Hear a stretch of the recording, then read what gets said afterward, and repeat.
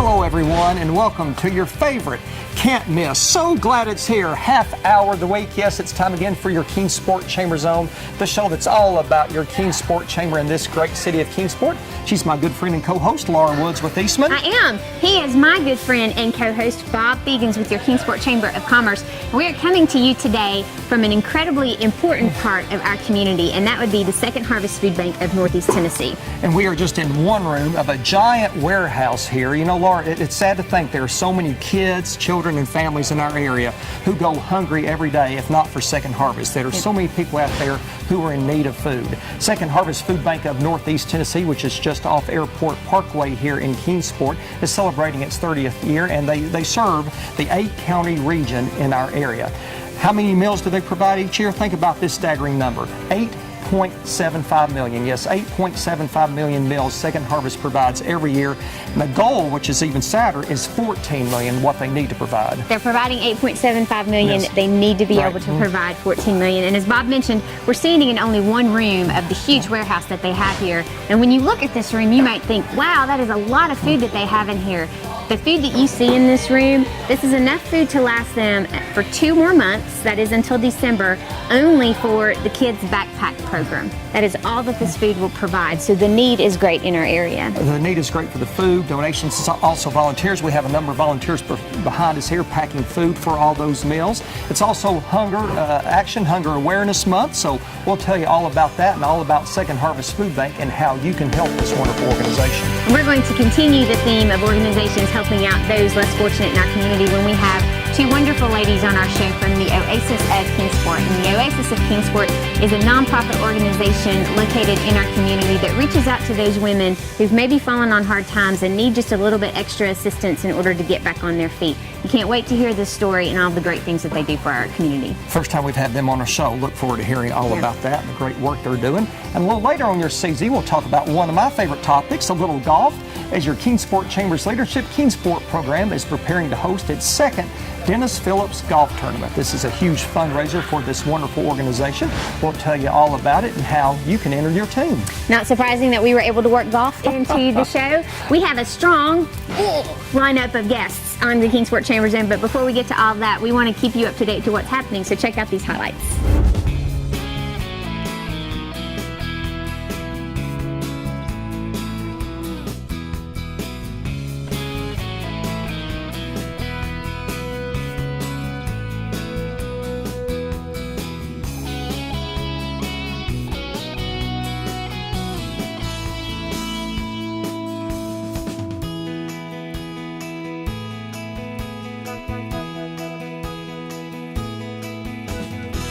We are so happy to be joined by our host for today's Kingsport Chamber Zone here at Second Harvest Food Bank of Northeast Tennessee, Rhonda Chafin and Kathy Smith. Hi. Rhonda is the Executive Director here at Second Harvest, and Kathy is the organization's Community Relations Director. Thanks for hosting us today. Thank you. Yes. Our pleasure. It is our pleasure. We've been out here before. It seems like we don't come enough because of the great work you all do here at Second Harvest. And we're going to get into all that. But first, Rhonda, just give us an overview of Second Harvest Food Bank.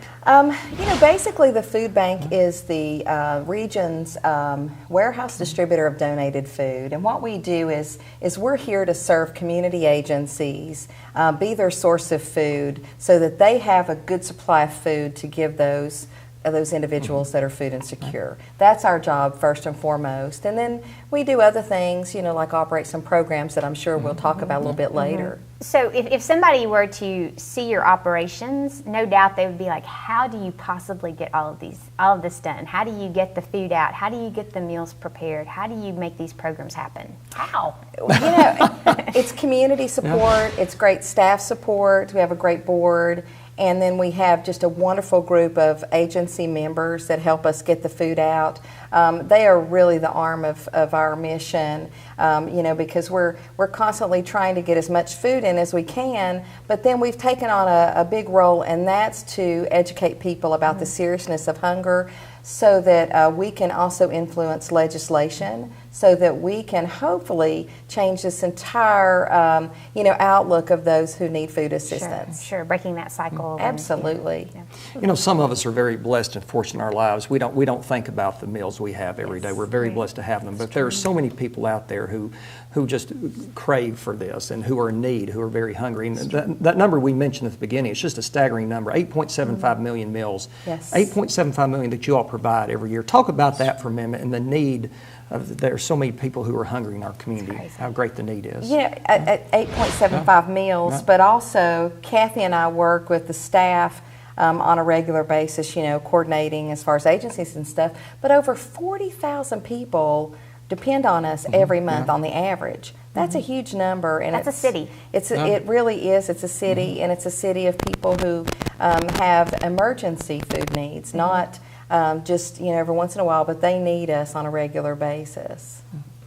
And if people need your services, if people out there who are hungry, who need your meals, need your food donations, how can they contact you to say, hey, we need your help? Well, there's a few different ways that we can refer people to a food pantry or a soup kitchen. We try to give people referrals to areas that are close to them so they don't have to use their resources to travel a long way to get assistance.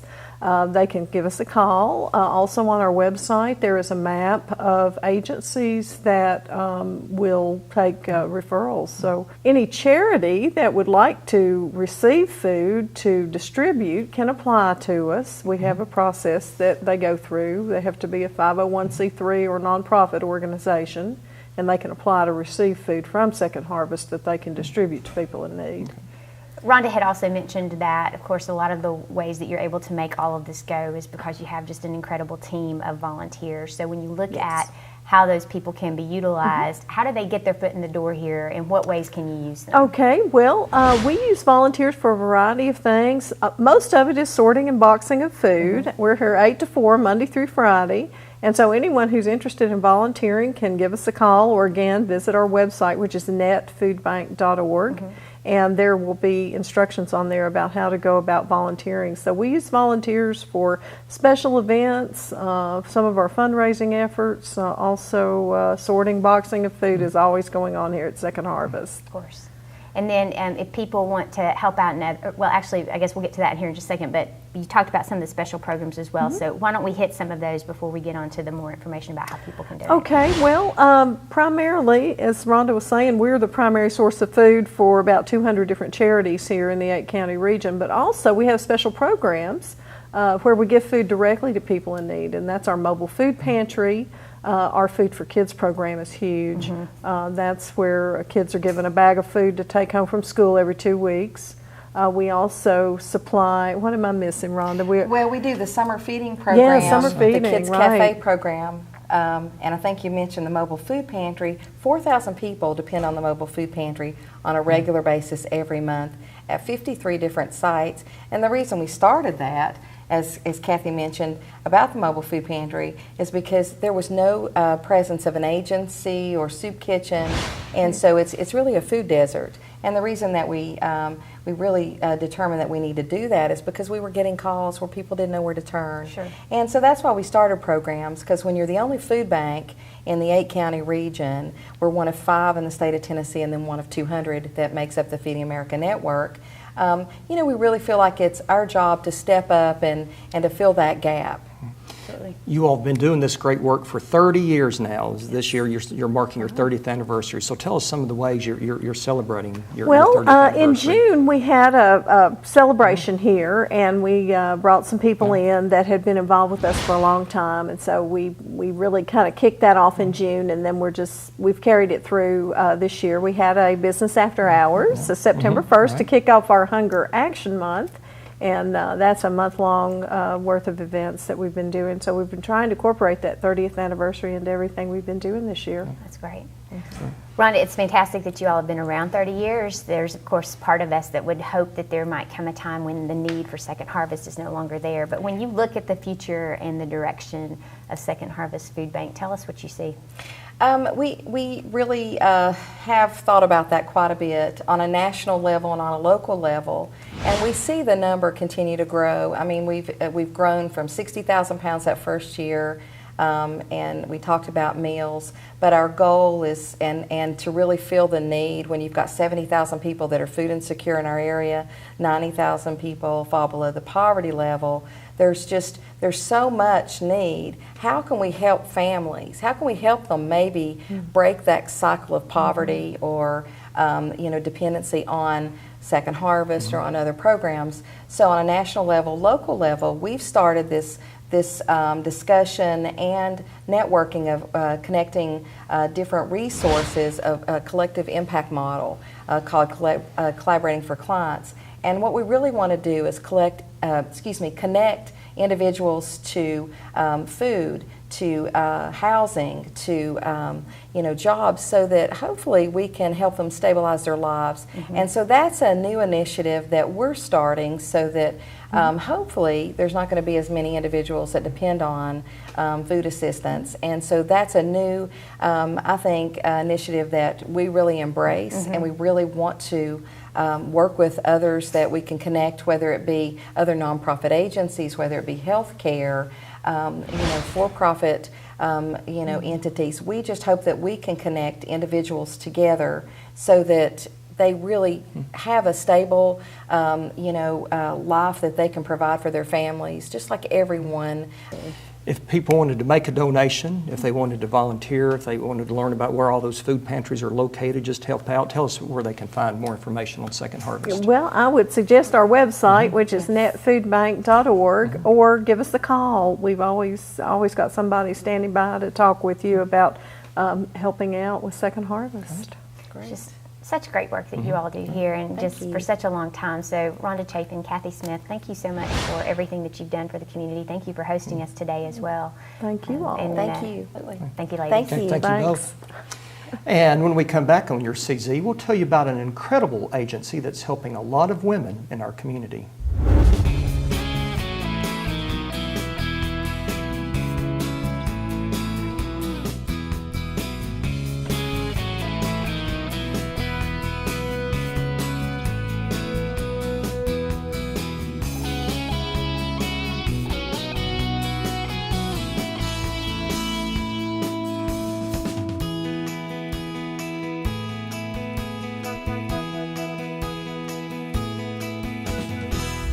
And welcome back to your Kingsport Chamber Zone, on location from Second Harvest Food Bank. Yeah, one of the privileges that we have on the show is that we get to feature organizations in our community that reach out to those who are less fortunate.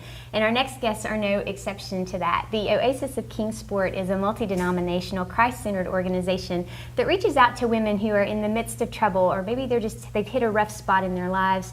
Maybe they just have a bit of strife. And the Oasis of Kingsport offers love, support in a non-judgmental environment that helps these women come forward with their problems, and they can find a way to leave feeling very confident and that they've been helped, and that there are people out there who love them.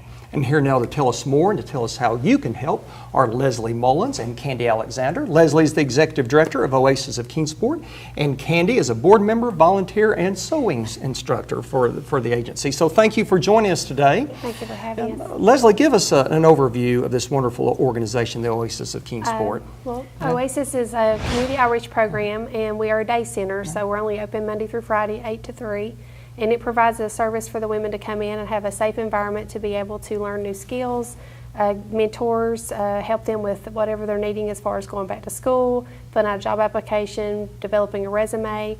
We also have an area where they can do their laundry for a minimum cost of 25 cents a load, and that includes their detergent, their softener, and that's wash and dry, so they can do 2 loads a day, which is 50 cents. And we also have where they can take a shower for free, and we provide all the hygiene things that they would need to do that. Such a wonderful service that you all provide. And what kind of problems and crises do you see the women are experiencing who come to you in need? Well, it's very diverse. I mean, it can be simply someone that's just recently moved into the area. They're trying to just get their feet wet and get established in the community. Excuse me. And so we have a lot of that.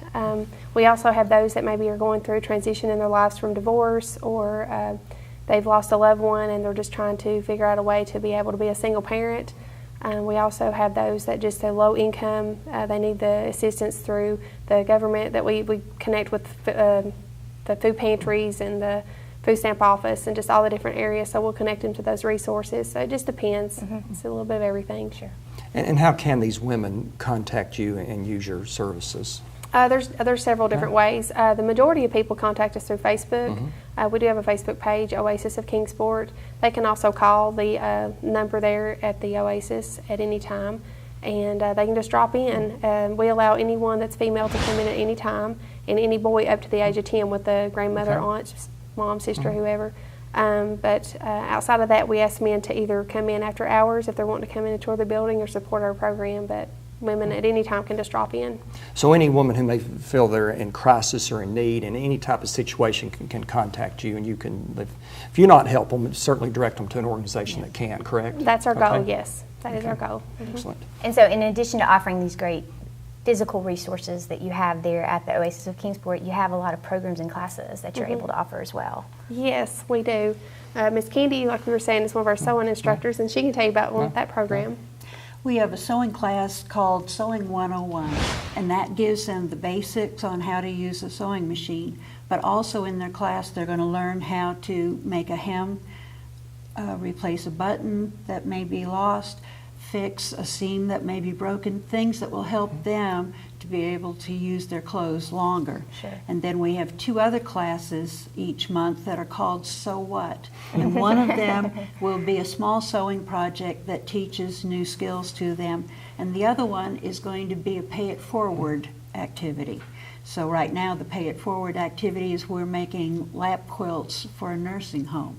So they've got a mix of they can do for themselves several things, they're paying it forward, and then some of them have really taken the skills to heart, and they're making some of their own garments, which is wonderful. That's one of our goals, is to get them new skills and able to take care of themselves better. Sure. So in addition to just the skills they learn and the self-sufficiency, they're also building a lot of self-confidence, I would imagine. Yes, yes. One of our ladies has actually sold some tote bags that she made, and you should have seen the smile on her face when she got the money for the sale, and that just gave her a boost to go on and do more things in that vein.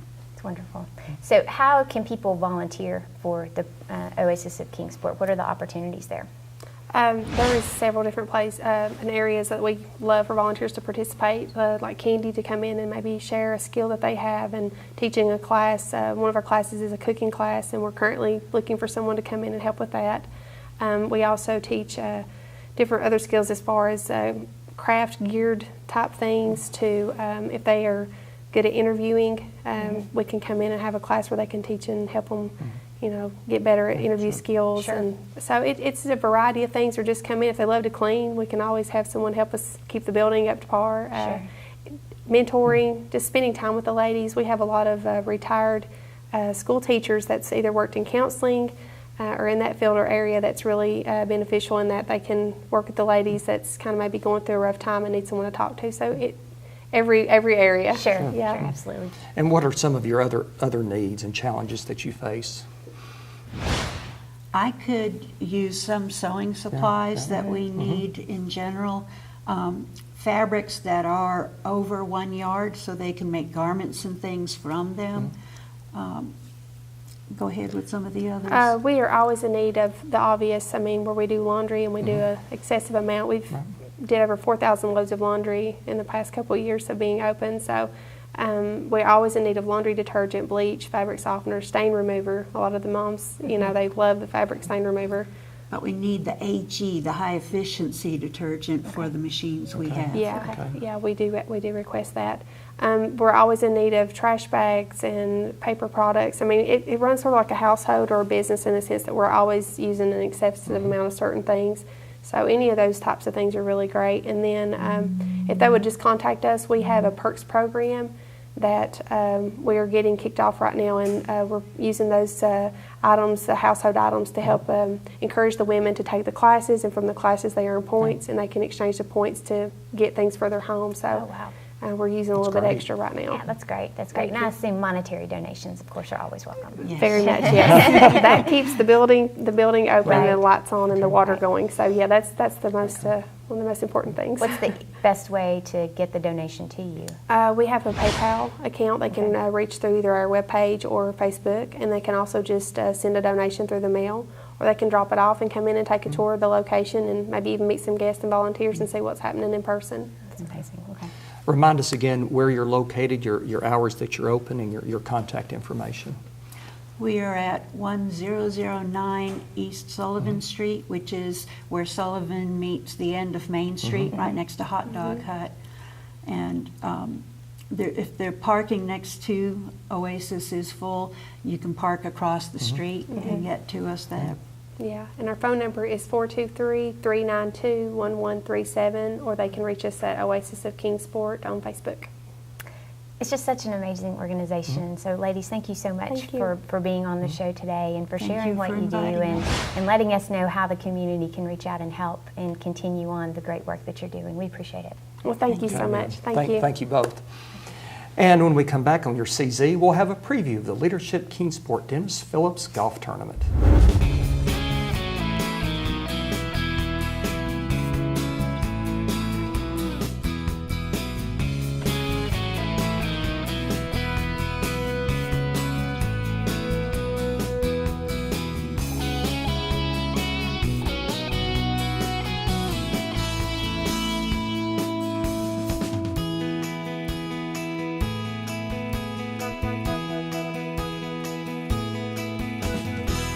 And welcome back to this edition of the Kingsport Chamber Zone on location from Second Harvest Food Bank. About this time last year, your Kingsport Chamber's Leadership Kingsport program created a new event, the Leadership Kingsport Dennis Phillips Golf Tournament. And it was such a huge hit. They're bringing it back, They're right? bringing it back this year, and all of us golfers are very happy about that.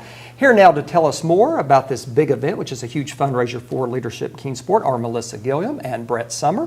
Melissa is an administrative assistant for Leadership Kingsport at your Kingsport Chamber, and Brett is a major account executive with Rico, which is the title sponsor for this golf tournament. Melissa, Brett, thanks for joining us today. We have two Kingsport Chamber Zone newbies. That's right, in two this newbies segment. on the It's show. fantastic. Yeah, welcome to the CZ. Yes. Thanks for having us. Okay.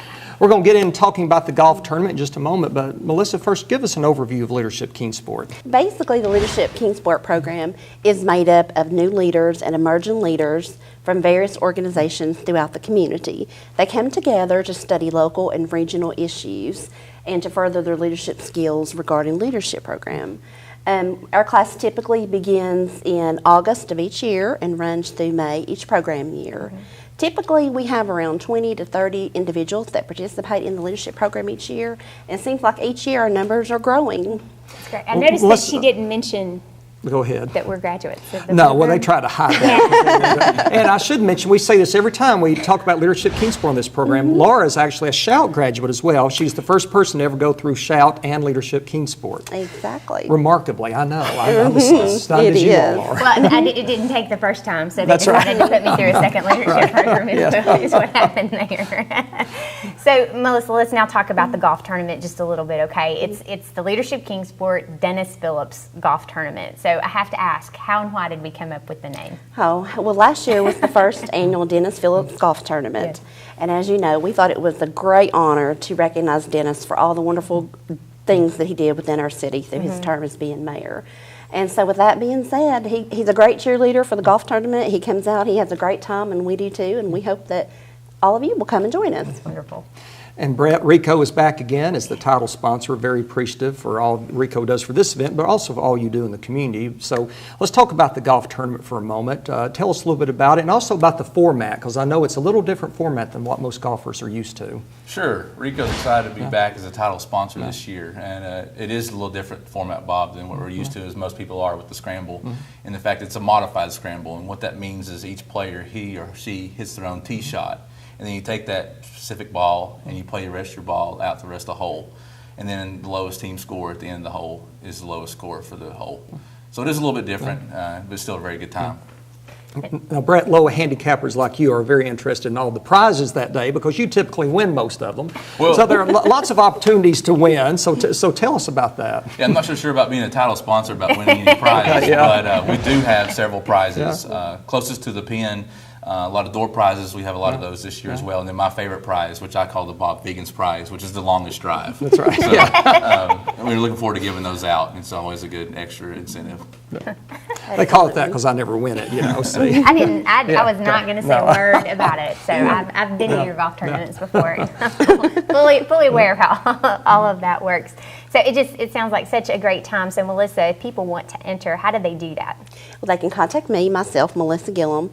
My number is 423-392-8820, or they can contact me by email at mgillum@kingsportchamber.org. Okay, and what's the cost? The cost is $100 per individual or $400 per team. Okay. Now, we also have a Dennis Phillips discount bundle, which includes Of course you do. yes, it includes a team of 4 for $500 and also a host sponsorship. Okay.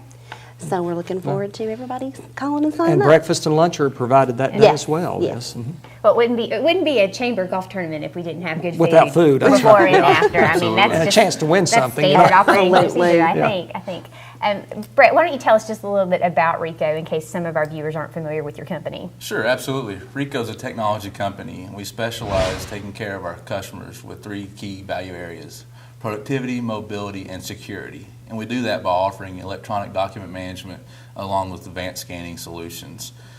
We do all that with also being said we're the leading industry leader of office equipment for the direct manufacturer of Rico as well. Cool.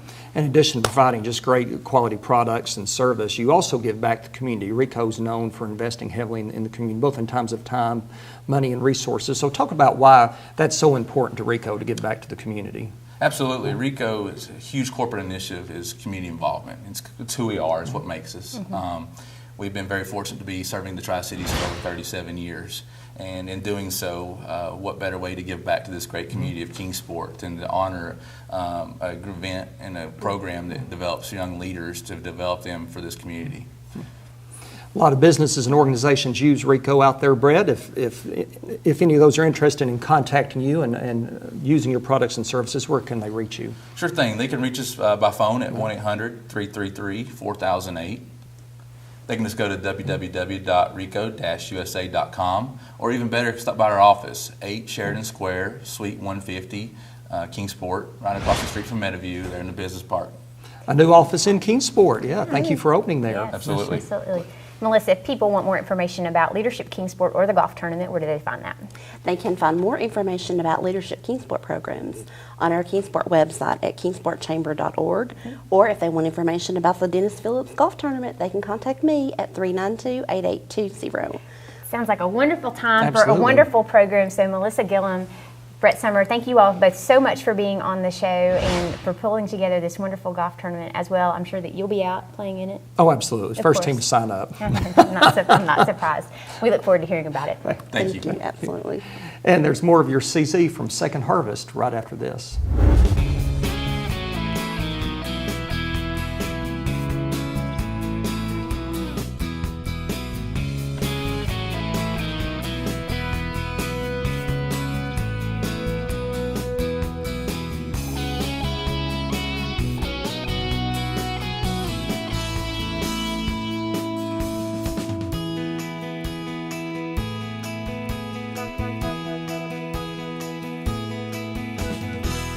We want to thank Rhonda Chafin and her marvelous team here at Second Harvest Food Bank of Northeast Tennessee for hosting us today. What an incredible organization. Amazing. The number of people they feed every year.